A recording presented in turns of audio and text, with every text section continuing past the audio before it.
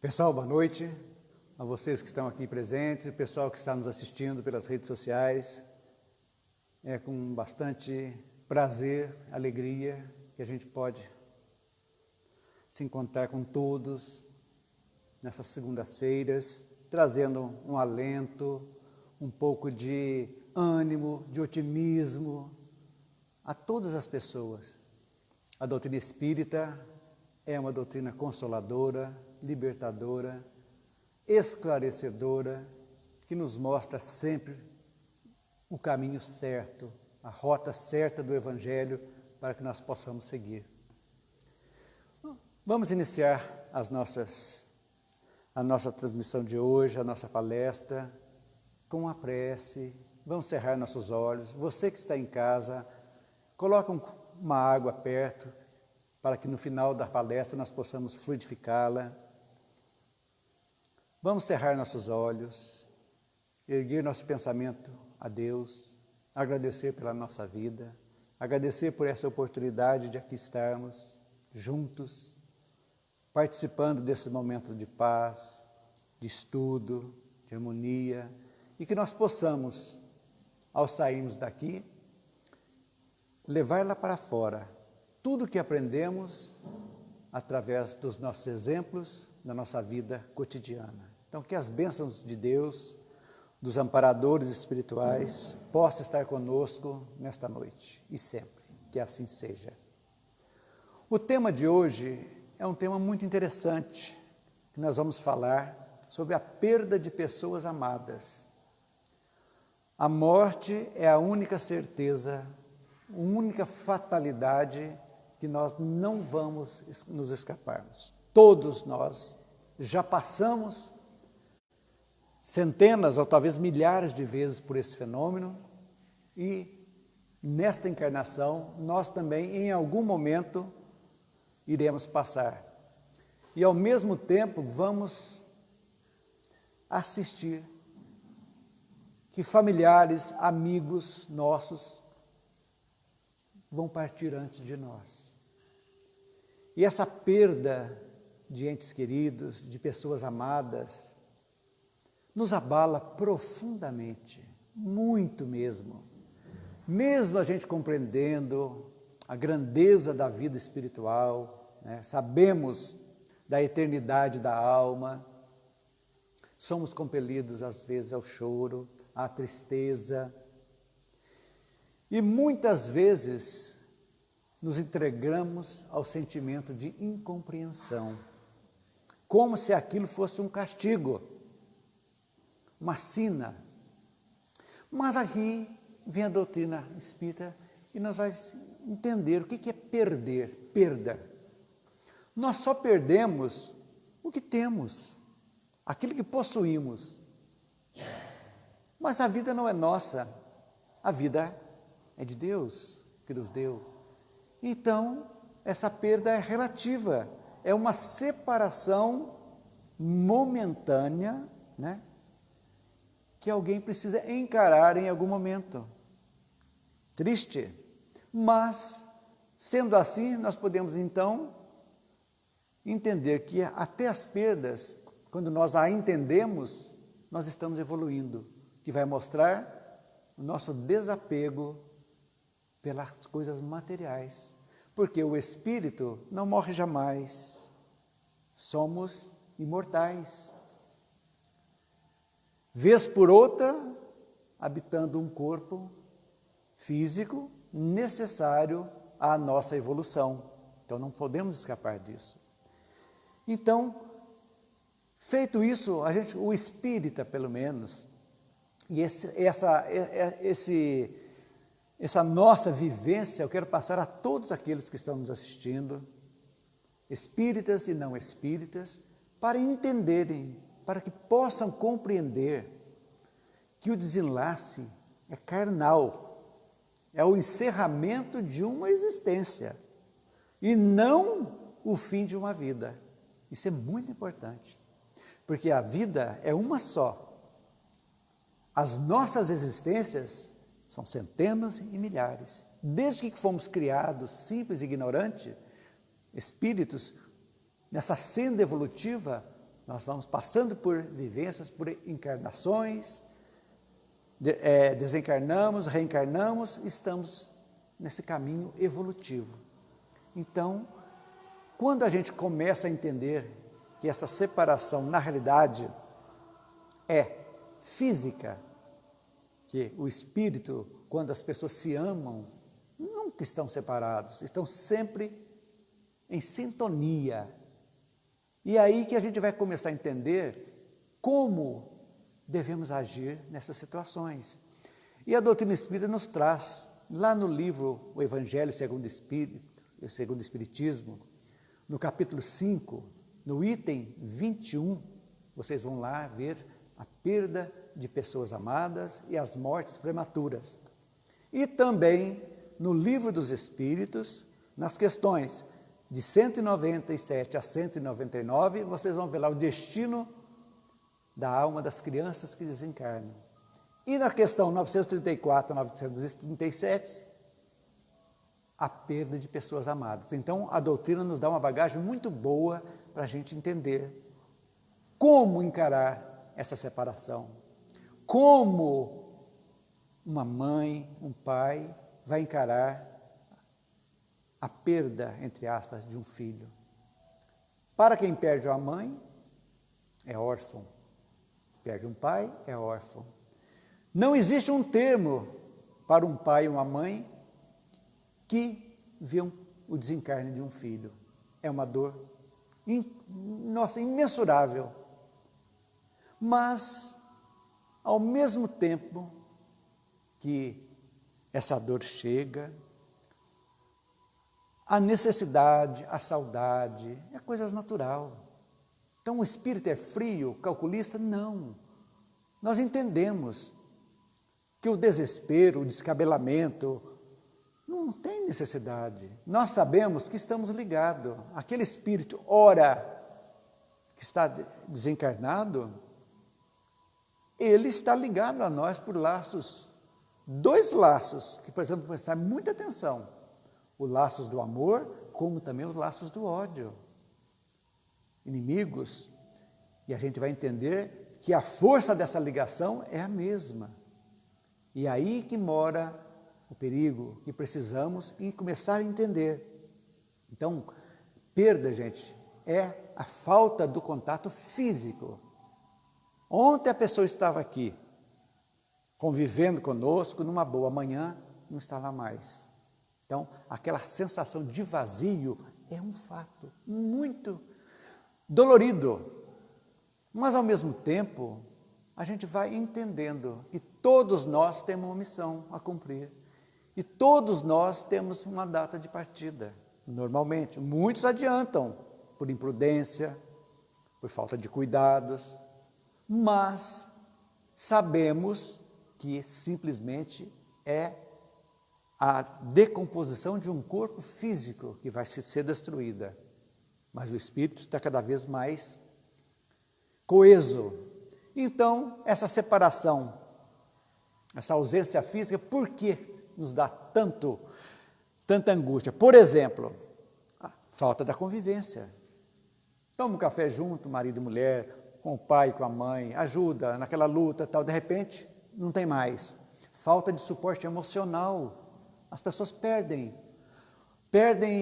às vezes o jeito. Então, faz aquilo que conversa, pede a opinião e está junto, sempre junto, de repente, acaba-se. É um baque. E, sobretudo, o suporte material e financeiro, que é uma angústia muito grande. As pessoas que... O mantenedor da casa vai e deixa as coisas, os negócios não muito organizados e dá aquele transtorno, e tudo isso aí é algo que precisamos entender. Que a nossa vida na Terra, a nossa vida material, deve estar sempre organizada. Isso é muito importante. Ah, mas não, é importante sim. Por quê?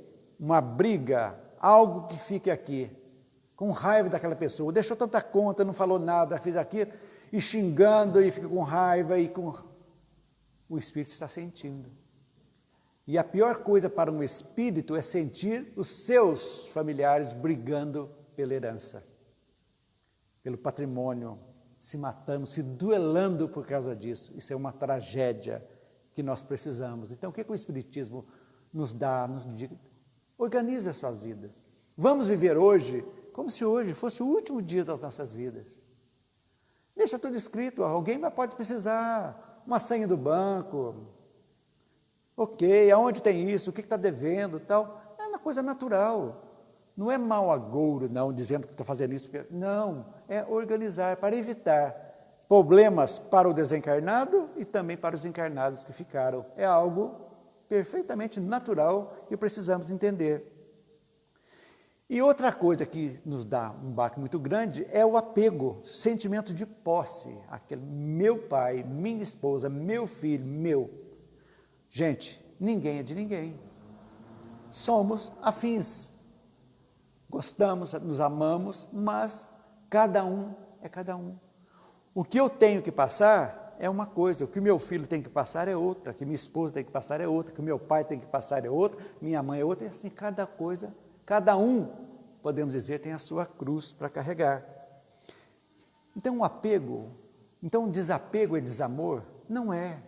Ama. Quem ama, ama incondicionalmente, sem apego. Entendemos que a separação vai ocorrer um dia aqui, a não ser que desencarnamos todos juntos. Acontece. Muitas tragédias com a família, vai todo mundo. Mas nem sempre aqueles que desencarnam juntos, vão para o mesmo lugar.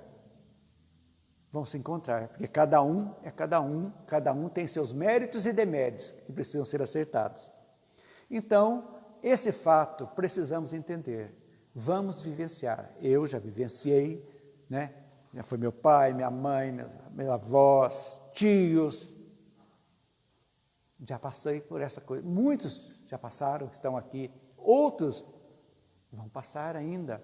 Então, é uma situação que precisamos colocar o pezinho no chão e até lá. Isso aí é um fato. Sem trauma, vamos entender. É duro? É duro.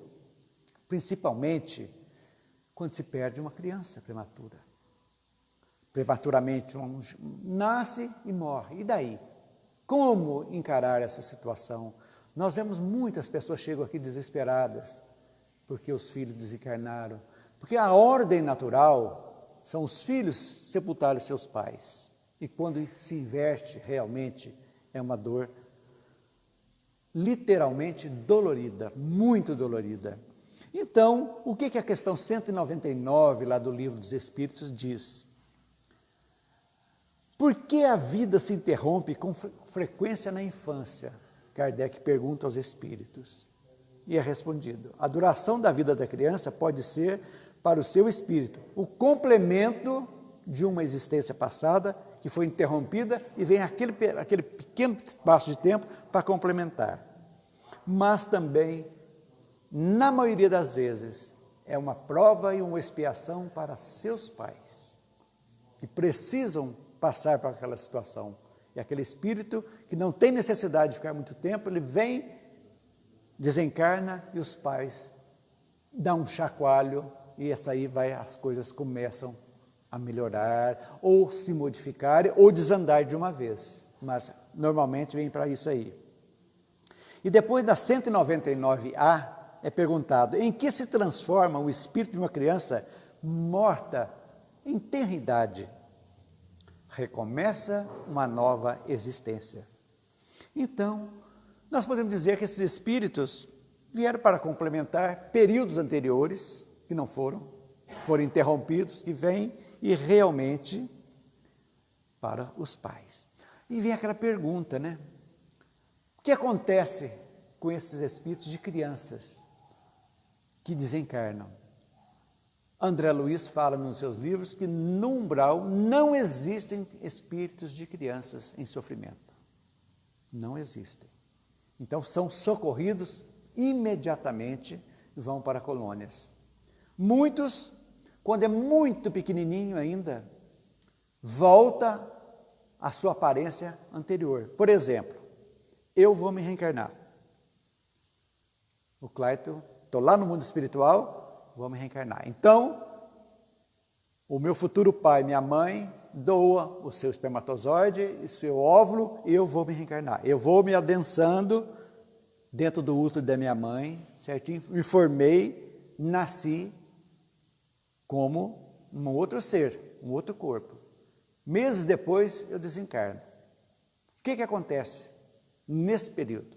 Eu, pequenininho, não comecei ainda a minha vivência, o que acontece? Eu volto para o mundo espiritual, sou socorrido imediatamente, independente dos débitos ou não, e eu volto ao meu eu do Clayton que sou hoje. Por quê? Porque não complementou a reencarnação. Eu volto. Esse é um caso. O segundo caso, a forma infantil continua. Essas crianças vão para as creches do mundo espiritual, que Chico fala, se não me engano, é Vidas no Além, um livro que conta que essas crianças são preparadas devagarzinho para uma próxima reencarnação. Normalmente pode ocorrer na mesma família, às vezes. Pouco depois acontece. Ou também se preparam, porque o espírito já está condensado em um novo perispírito. Então precisa um período para se preparar para uma próxima vida. Então tem 3 opções. Volta ao ser o que era, já renasce imediatamente, ou serão socorridas um tempo, sendo assistidas para que possam reencarnar de novo. Então, como deve agir o pai ou a mãe que perde, entre aspas, um filho? A dor, a saudade é natural, gente. Quem não sente saudades? O que não pode é a incompreensão, é ficar brigando com Deus, questionando Deus. Por que tirou meu filho? Tudo tem uma razão de ser. Essa criancinha que Deus tirou, que desencarnou, é um espírito velho, tão velho ou mais do que nós, que precisa passar por um processo de reencarnação para evoluir. E às vezes muito mais sábio que os pais também. Acontece. Então, é aí que entra um processo que precisamos aprender a lidar com as perdas. A primeira coisa é entender que a morte é uma realidade, o desencarne é uma realidade que ninguém pode escapar. Temos que ver isso aí. Temos que entender, principalmente para nós espíritas, e levamos essas informações para os não espíritas, que a vida continua muito mais dinâmica do que aqui na Terra. Os espíritos estão em outro plano, simplesmente em outro plano, diferente do plano físico, mas conectados. E como que existe essa conexão? Quando nós lamentamos, quando nós somos incompreendidos, inconformamos, nós estamos obsediando o espírito. Porque obsessão, gente, não é só de desencarnado para encarnado. A obsessão também é o contrário, de encarnado para desencarnado. Então o espírito fica intranquilo, recebendo essas energias negativas, dizendo e sofrendo muito. Como nós estamos sofrendo aqui, eles sofrem lá. Desregrando-se uma família, às vezes. As pessoas procurando se suicidarem, às vezes, porque perdeu alguém, achando que se suicidar, vai encontrar. E não vão. Jamais encontrarão imediato. Vão demorar muitas e muitas encarnações, talvez, para se reencontrarem. Porque é um tipo de morte que não está prevista. A pessoa se suicidar, vai para outros locais, locais de dor e sofrimento. Não vão se encontrar. Então, chorar é importante? É. Sentir saudade? Muito.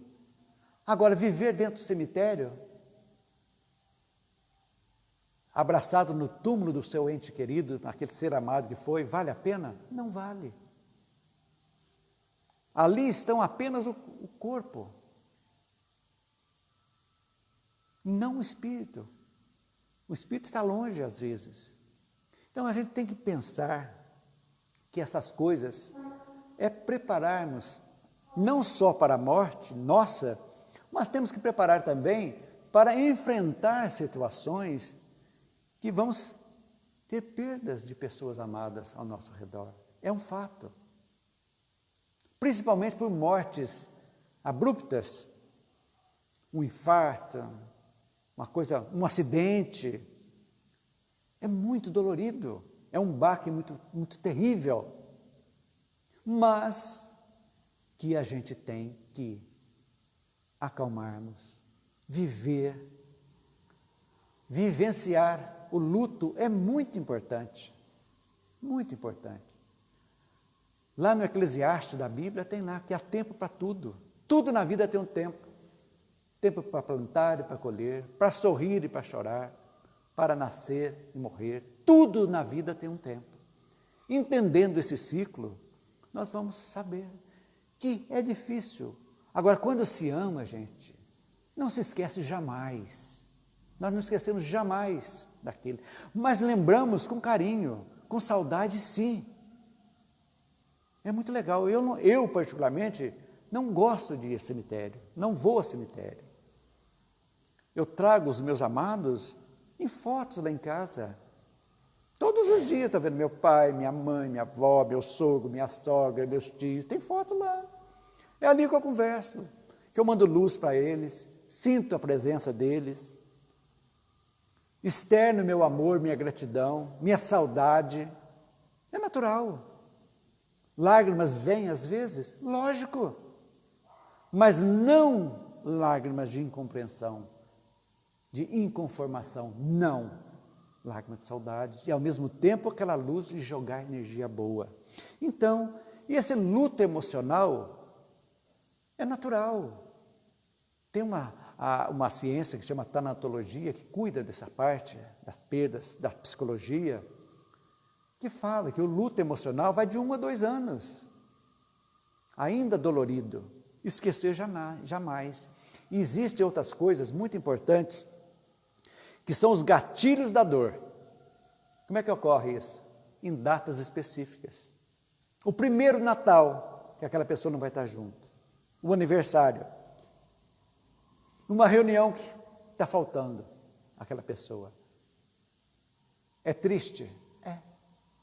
Mas se nós canalizarmos essa saudade em gratidão àquela pessoa, ou o pai, a mãe, o filho, a filha, o avô, a gratidão de termos um dia podido conviver com eles, aprender alguma coisa com eles, lembrar com carinho disso, é um conforto de mão dupla. A pessoa recebe muito mais forte do que uma oração.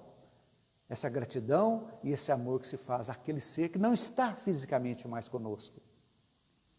E isso nos conforta, porque nós estamos irradiando luz, estamos conectados com eles, não pela dor, mas pela saudade, pelo amor, pela gratidão. Isso é muito importante para o nosso equilíbrio emocional. Precisamos atentar muito para isso, porque a dor cristalizada, aquela revolta, faz muito mal, causa depressão, interfere no reequilíbrio do ser desencarnado. Ele fica perdido lá, onde está. Ele não consegue iniciar o seu trabalho de recuperação lá na reticidade, porque está preso a alguém chamando por eles aqui na Terra, inconformado com aquilo. Então fica aquela angústia, não pode. A obsessão que falei há pouco é uma realidade. O encarnado obsediando o ser desencarnado, obsediando a mãe, o pai, o filho, naquele desespero que não vai levar a nada. E a pessoa vai se definhando, a pessoa vai se perdendo o ânimo de viver, que não deixa de ser um suicídio indireto. A pessoa deixa de sorrir, deixa de alimentar, deixa de cuidar da saúde, deixa de cuidar da aparência, torna-se verdadeiros zumbis, sofrendo. Por quê? É esse sentimento de posse que a gente tem que trabalhar. Não é assim que funciona, não pode funcionar dessa maneira, que vai fazer muito mal. Então, a dor a saudade é uma, e essa é uma dor doentia. É aquela dor que você não se conforma, é um luto que não acaba nunca, que fica aquela revolta dentro. De ver alguém feliz, alguém coisa, e a pessoa não se conformar. É a pessoa brigar porque aquela pessoa, meu Deus, por que você está fazendo isso? Você tem que chorar também. Você tem que ficar brava, não é assim. Então, cada um aceita de uma maneira. Como superar a perda, gente? Tem alguma dica? Tem alguma coisa. Fale sobre a sua dor com alguém, converse, procure ajuda. As casas espíritas, todas estão aptas a receber pessoas para atendimento fraterno. Vem, expõe a dor. Aqui recebe o conhecimento de onde está, de como pode estar aquela pessoa. Era uma pessoa boa? Não modifica. Se é boa aqui, é boa lá também no mundo espiritual. Se não foi uma pessoa boa aqui, não vai virar santo porque morreu, porque desencarnou. Continua sendo a mesma pessoa. 2, trabalhar os sentimentos de revolta e de raiva pela perda. Raiva. Fica com ódio de alguém que está feliz porque tem seu filho e eu não tenho o meu. Você tem seu pai, sua mãe, eu não tenho mais a minha. Então fica um poço de revolta. Tem que ser trabalhada. Se não conseguir sozinho, tem que pedir ajuda. Não tenha dúvida disso. Outra coisa, sentimento de culpa. Quando vai passando o tempo, as pessoas têm que refazer a vida. Tem que voltar a trabalhar, tem que voltar a sorrir, tem que voltar a mulher a pintar o cabelo, a se acertar, e vem o sentimento de culpa. O que o povo vai pensar? Meu Deus do céu, eu gostava tanto e eu estou vivendo. Não, gente, tem que viver mesmo. O amor, é espiritual, mas a vida tem que continuar. Então, esse sentimento de culpa por superar a dor, olha para você ver, culpa por ter superado a dor. Vem o sentimento de culpa, que tem que ser trabalhado também. Então, tem que ser cicatrizada essa dor, naturalmente. Outra coisa, logo depois do desencarne dessa pessoa amada e querida, seja pai, mãe, esposa, filho, muito cuidado para tomar decisões importantes. Calma, muita calma, muitas mudanças, vamos devagar. Não façam coisas no impulso, não vale a pena. Dê tempo ao tempo, vamos devagarzinho, colocando a vida. Vamos reajustar a vida ao trabalho, a vida social, tem de ser, naturalmente. Tranquilidade, sempre em oração, sempre trazendo a presença dos bons espíritos para conosco, nossos protetores. É isso. Mesma coisa, perdão. O perdão é fundamental. Então, morreu alguém que te magoou.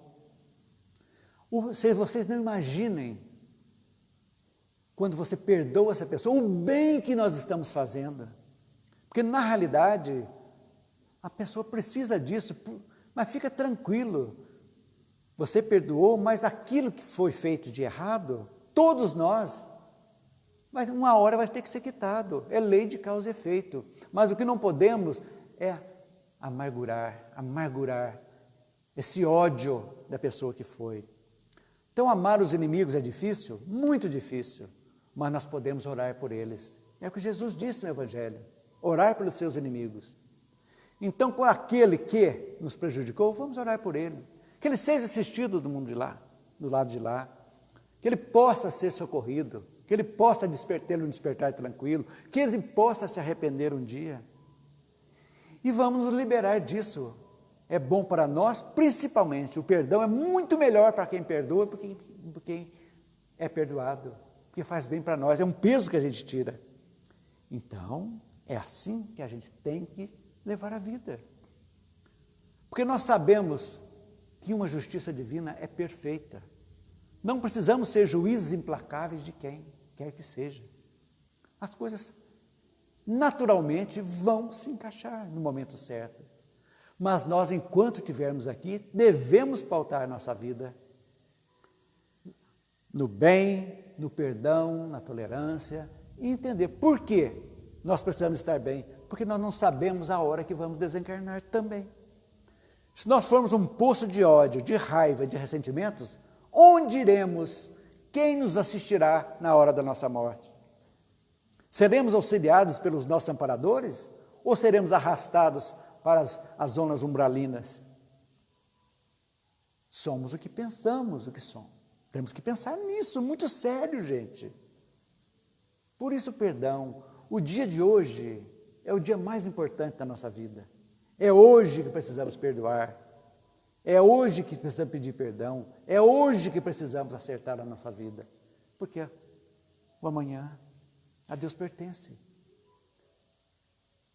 Quantos de nós, se desencarnarmos amanhã, tivermos alguma pendência, estaremos tranquilos lá? Não estaremos.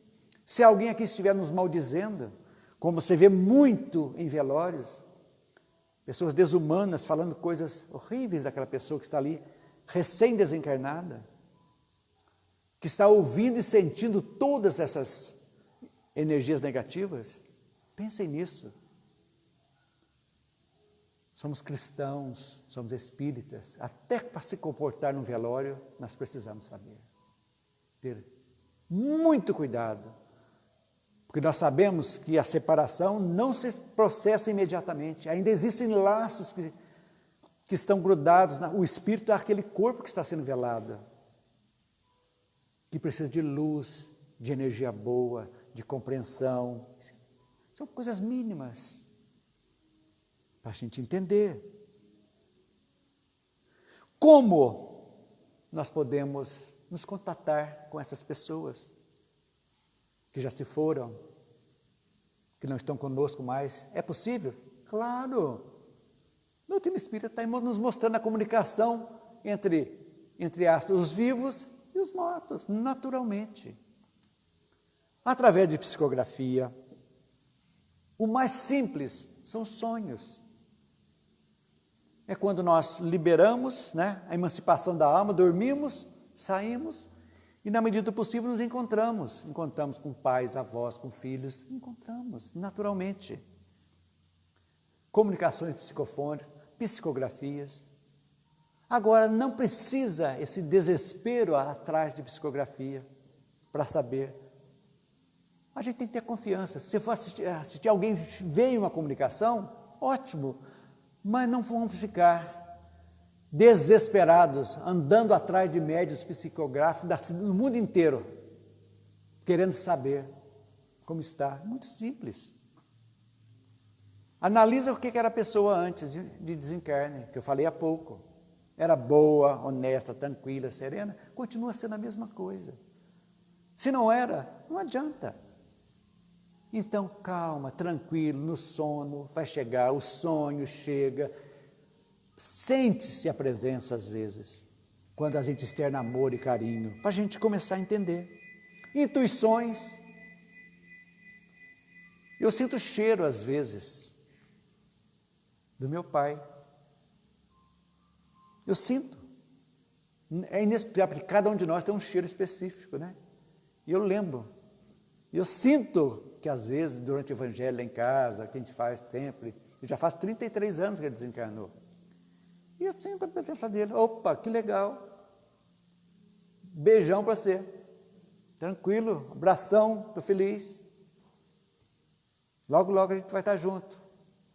Não sei quando, mas vamos, não é verdade? Então, o que fazer? Como proceder à cura emocional do luto, da perda? Tem cura? Tem. Lembrar dos momentos felizes. Nossa, aquele quando a gente foi, aquela pescaria, aquela junta, aquela situação. Você cria aquela situação. Deixar de ver tragédia na mídia. Pelo amor de Deus, larga a mão aqueles programas que sai sangue da TV, desce sangue, tragédia. Isso fomenta coisas ruins, energias ruins para nós. Evitar visitas ao cemitério, pelo amor de Deus. Eu tenho um amigo que fala, vou lá no cemitério visitar minha mãe. Um dia eu falei para ele, mas sua mãe mora lá? O meu pai e minha mãe não moram lá, não. Aí ele, não, lá estamos os despojos de lá. Minha mãe mora lá em casa, na minha vida, lá coisa ali dentro aqui de mim, que eu estou vendo. Não vou, evita isso. Aproxime-se das pessoas que querem te ajudar. Não afasta, não. Temos que conviver.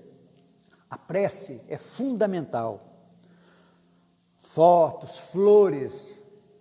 Flores, eu coloco lá perto das fotos dos meus queridos lá. No cemitério para quê? Ali. Independente de data, estou colocando ali.